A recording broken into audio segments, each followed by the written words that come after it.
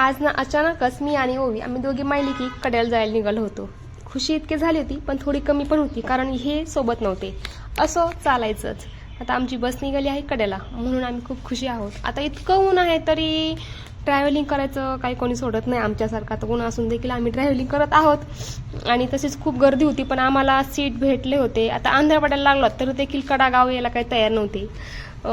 तर आलं नंतर कडागाव. आम्ही कडागावला पोहोचलो. त्यानंतर आम्ही नेक्स्ट डेला दुसऱ्या दिवशी अहिल्यानगरला निघालो होतो. पण त्याआधी गाडीची टाकी मात्र एकदम फुल करून भरून घेतली. आता मी, माझी मम्मी, बप्पू, ओवी आणि उत्कर्ष असे आम्ही 5 जण अहिल्यानगरला चाललो होतो.